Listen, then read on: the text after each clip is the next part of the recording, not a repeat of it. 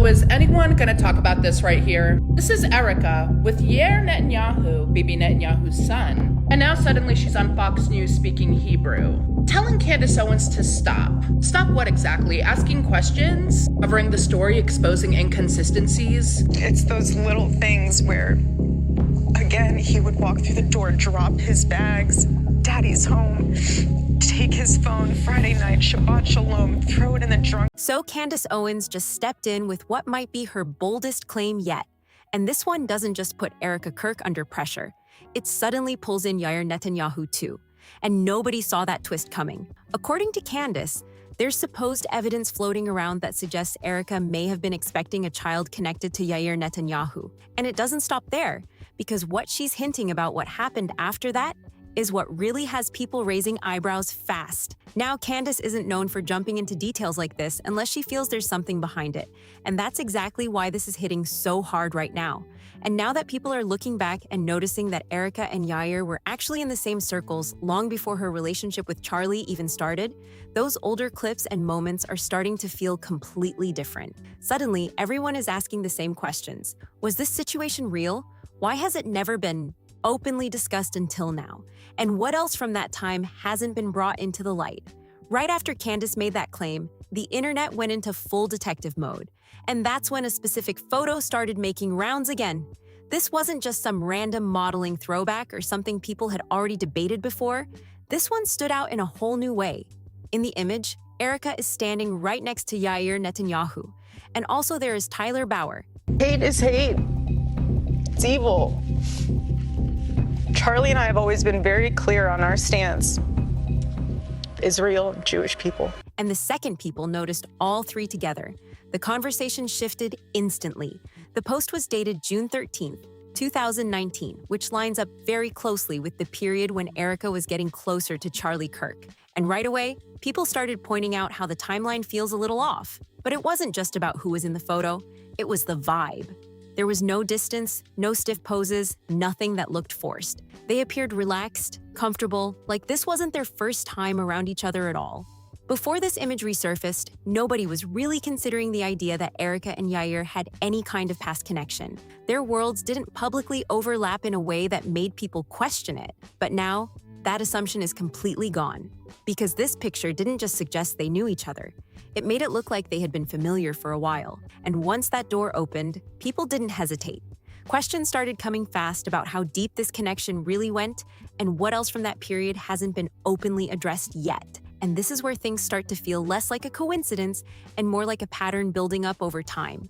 Disturbingly, with what Candace Owens said, that Charlie told someone right before he died, "I think I'm going to be killed." What's even stranger is Erika's claim that Charlie, a man known for saying that women should stay at home and raise the family, allegedly responded Erika would do a great job running it. Because this isn't even the first time people have questioned what Erika Kirk may have kept private before her relationship with Charlie. As many remember, Erika went viral not long after Charlie passed, after publicly saying she had never been with anyone before him. And now, that statement is being looked at in a completely different way. At first, some people believed her statement without questioning it, but the internet did what it always does, and things flipped fast. Old videos and photos started popping up everywhere, and within hours, that whole narrative started breaking apart. These weren't vague rumors either. These were clear, time-stamped moments showing Erika in different relationships, both casual and serious, years before Charlie ever entered the picture. One of the first names people brought up was Cabot Phillips, someone known to be close to Charlie. There's a post showing Erika and Cabot together at what looks like a painting session, with a caption saying they were taking lessons as a couple. That alone had people raising eyebrows, but that was just the beginning. Then attention shifted to her connection with Tyler J. Massey, and this part made things even more intense. There's actual footage of them auditioning together for The Amazing Race, and their energy wasn't distant or unclear. When I lived out here, I was here for 5 years. I never dated here because I saw vicariously through my roommate how terrible it was. somehow getting drinks was the replacement of having coffee and breakfast. I personally would rather have coffee or brunch with someone than going, I don't drink. I find it unproductive, not because I'm holier than whatever. I just don't operate that way.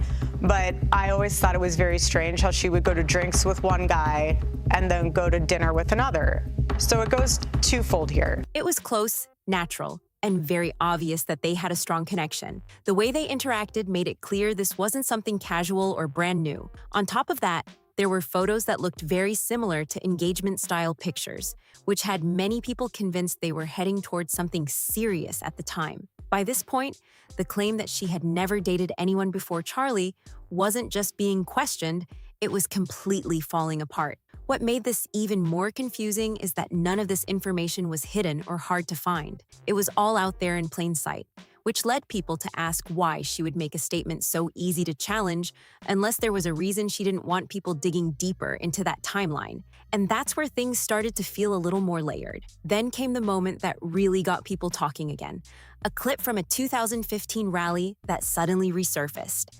Once again, Erika is there, and standing right next to her is Tyler J. Massey. At first, that part didn't surprise anyone since their connection was already known. But what caught people off guard was the young child standing between them. The way all three of them were interacting looked very natural and familiar, almost like a close family moment. And that instantly made viewers pause. Back when that clip first circulated, most people didn't think too much of it. You look gorgeous. Are you fixing my... I got a little bacon. Babe, that's deep in there. Give them a cleavage? People want cleavage.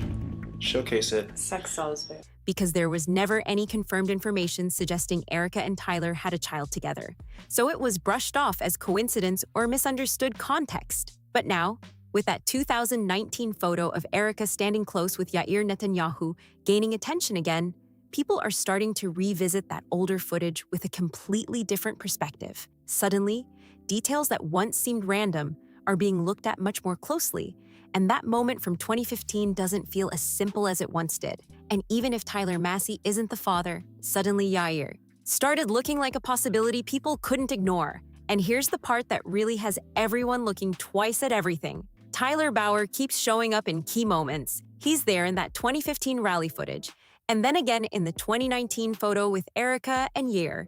Two completely different situations, years apart, but somehow connected by the same person quietly standing in the background. At that point, people stopped treating these clips like random coincidences. There's now a resurfaced clip from Erika's Megyn Kiley interview where she claims in it the now famous billionaire donor meeting, that same meeting where Charlie was allegedly offered $150 million and a trip to Israel. Bibi himself was on the phone and asked Charlie in one of his first questions, what would TPUSA do if something happened to you?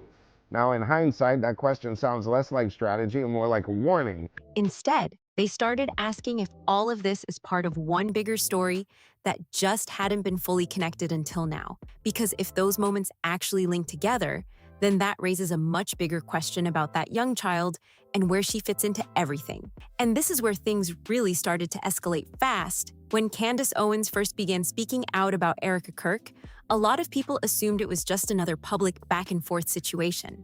Candace kept framing it as betrayal, suggesting Erika wasn't who she presented herself to be, especially when it came to her relationship with Charlie. At the time, many didn't fully understand what she was pointing at. But that changed the moment that photo with Yair Netanyahu started spreading everywhere.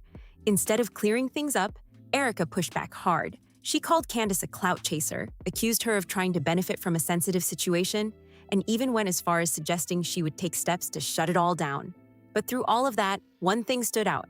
She never directly addressed the main claims, and that silence made people look even deeper. Suddenly, it wasn't just Candace raising questions anymore. Others began connecting pieces on their own and sharing what they found. One person pointed out that Erika, back when she was still known as Erika Franz, had connections online with Yair. There were claims that he had even interacted with her posts after she had already started seeing Charlie. And when people noticed that, it made the situation feel even more layered. Another voice went even further, suggesting that Erika may have had a deeper connection with Yair than anyone realized. And as more people looked into these details, it became harder for many to ignore the possibility that there could be parts of the story that were never meant to be fully pieced together. And once people started putting those pieces together, the entire situation shifted into something way bigger than just old clips resurfacing. What initially looked like random moments from different years suddenly started lining up in a way that felt way too precise to ignore. The timeline, the repeated appearances, the connections between the same names, it all began to feel like parts of one story. That are telling me that just within 48 hours before Charlie passed away, his top Jewish donors were pulling funding from him, demanding that Charlie take their name off of the building that they had donated to Turning Point. I guess I can figure out who that is. How many people could have donated the building. And then once Charlie was killed, they said, never mind, put it back on the building. Okay? Charlie himself had alluded to a tremendous loss of money that had been sitting in plain sight the whole time. Now people weren't just asking simple questions anymore. They were digging deeper, comparing dates, rewatching footage, and trying to understand how all these moments could exist without ever being fully addressed before. Because when you look at it all together, it's not just about who knew who. It's about how close those connections really were behind the scenes. What really pushed things further was how consistent certain patterns started to look. The same individuals appearing across different years, different settings, and different situations. That's what made people stop and really pay attention. Because coincidences can happen, sure, but when the same names keep showing up again and again, people start wondering if there's more structure behind it all, and this is where the timeline became the main focus. People began mapping everything out. 2015, 2019, and the period right before Erika's relationship with Charlie became public. And the closer they looked, the more questions started building. Were these connections overlapping? Were they separate phases of her life? Or was there something more continuous happening behind the scenes? At the center of all this is perception, because for a long time, Erika's public image was presented in a very specific way. Simple, straightforward, and focused entirely on her life with Charlie. But now, with all these past moments being revisited, that image is being re-examined from a completely different angle. And that shift in perception is what's driving so much attention right now. People are also questioning the timing of when certain details became public. Why did these photos and clips only gain attention now? Why weren't these connections widely discussed before? Those questions are adding another layer to the conversation, because it's not just about what happened. It's about when people started noticing it. And then there's the reaction side of things, which has been just as intense. Every response, every statement, and even every moment of silence is being analyzed in real time.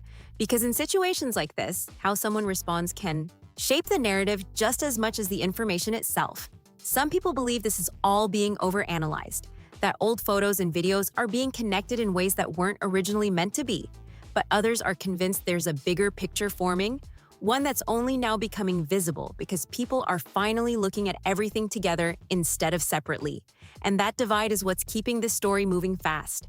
On one side, you have those who see coincidence. On the other, those who see patterns. And right now, neither side is backing down, which means the conversation keeps growing louder with every new detail that surfaces. Another thing that's adding fuel to the situation is how quickly information spreads now. One post turns into a discussion, that discussion turns into a full breakdown, and before you know it, thousands of people are analyzing the same few clips from completely different perspectives. That kind of momentum makes it almost impossible for a story like this to stay quiet. What's also interesting is how older content is being reinterpreted. Clips that once seemed normal or insignificant are now being viewed through a completely different lens. Small details that no one paid attention to before are suddenly becoming key talking points. And that's what happens when context changes. Everything else starts to look different too. At the same time, people are starting to question how much of the past was intentionally kept out of focus, not necessarily hidden, but just never highlighted in a way that made people look closer. Because sometimes information doesn't need to be removed to stay unnoticed. It just needs to be overlooked. And now nothing is being overlooked anymore.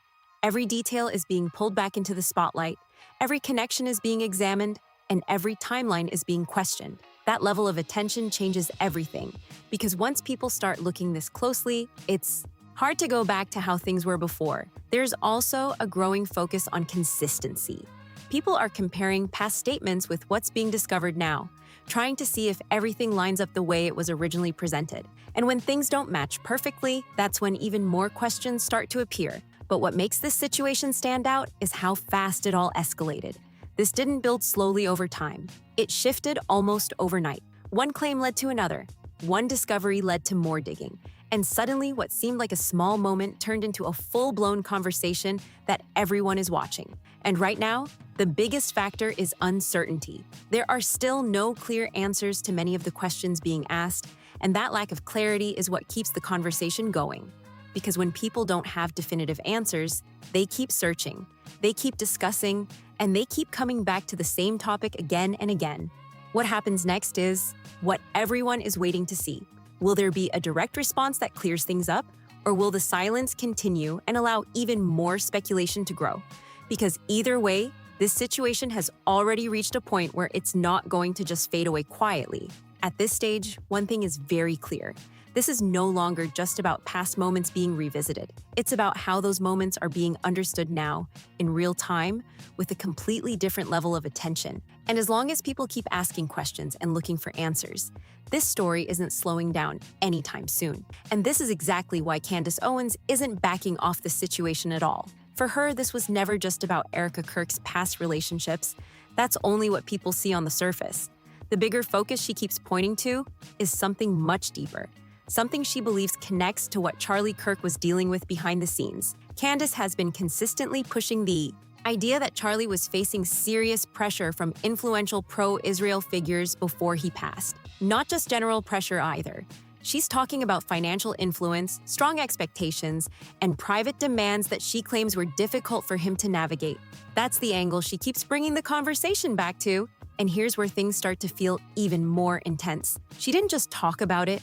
She shared what she described as direct messages that she says came from Charlie himself. According to her, those messages showed frustration, financial setbacks, and a sense that he was being pushed in directions he didn't fully agree with. Now, as many people know, Charlie built a major part of his public image around strong support for Israel.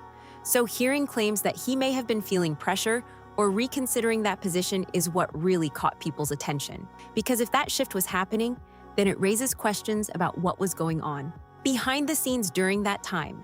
And this is where everything starts to connect in a way that people can't ignore. Erika is now being linked to Yair Netanyahu, appearing in the same circles, with connections that seem to go back years before her relationship with Charlie even began. That overlap is what has people looking at the situation from a completely different angle. Because if even part of what Candace is saying turns out to be accurate, then this story isn't just about relationships, timelines, or old photos coming back into focus. It becomes about pressure, influence, and the environment Charlie may have been navigating during a critical time in his life. And when you start looking at it through that lens, that 2019 photo doesn't feel like just a random moment anymore. It becomes a piece of a much bigger puzzle, one that people are still trying to fully understand. Right now, there are still no clear answers to some of the biggest questions being asked, and that's exactly why this conversation isn't slowing down. People are watching closely, connecting details, and waiting to see what comes next. So what do you think about all of this? Is it all being overanalyzed, or is there something deeper going on here that hasn't been fully explained yet? Drop your thoughts in the comments below. Don't forget to like, subscribe, and share if you want to see more breakdowns like this. And I'll catch you in the next one.